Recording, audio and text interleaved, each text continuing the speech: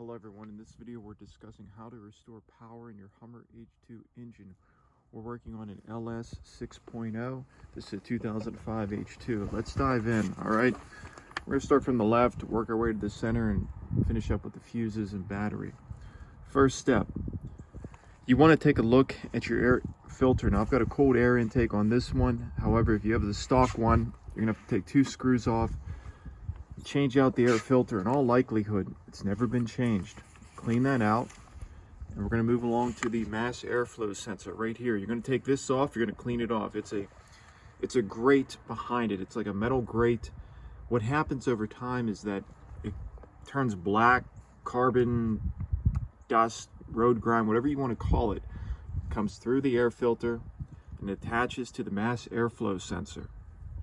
There's a special cleaner for it, and that's going to dramatically change your engine, just getting that clean. Most users, again, never change it. Following the air intake, we're going to get to the throttle body. Now, if you've got stock, you want to make sure that it's not bent. It's common for it to get bent underneath, and what I mean is like this piece, the rubber connecting right there underneath, it'll fold inwards. So you want to make sure that it's not bent, and make sure it's fully attached to the throttle body. You want to clean the front and the rear of the throttle body. I use steel wool, there's special cleaner. Get that bad boy clean. Okay. Also, you want to put a new gasket on that throttle body. All right, that'll avoid air being leaked out. The air intake, you're gonna have to take that whole thing off. It's not as bad as it looks. I know for someone new, it definitely can look intimidating. You're gonna have to take that off, clean it with Purple Power, some heavy duty degreaser, get in there. There's some really good vids online about getting that cleaned up. You're going to need an air intake gasket. I use the one by Felpro. It seals the air leak. Just doing that, it's going to regain a lot of lost horsepower. While you're in there, you're going to do the oil pressure sensor unit. There's guys online that talk about how you can just reach back there and it'll come right out. You have to have the air intake off. You're going to need a special tool to get it out. Valley cover gasket while you're in there. Replace the valley cover gasket, get everything torqued down to spec.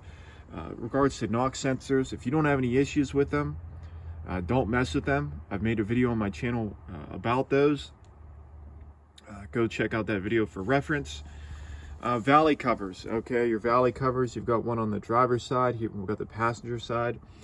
You're going to want to put a new valley cover on the driver's side. They made an updated model, and what you have to actually do is drill 8 holes so the oil flows better.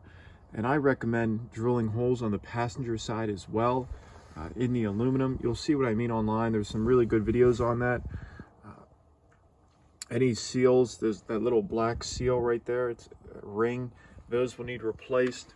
Okay, talked about that. Coil packs, those black, you know, jetpacking looking things. There's 4 on each side. I think I replaced 4 total. The right temperature for that is 330 degrees. However, I'd go for a quick drive, come back, and then use the temperature gun. You may need to replace a few coil packs. You could switch them back and forth to see if it's the coil pack or the wire, but that's something that's definitely going to need to be done. Regards to wires, I haven't had any issues with the wires going bad. Unless you have, you know, a mouse in the engine bay, I really wouldn't worry about that. Okay.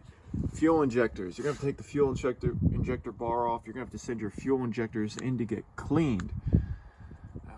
That'll run you about 200 bucks. Again, fuel injectors over time, they get clogged up. Spark plugs, you know, this is a V8, you've got 8 of them. You're going to want to do last.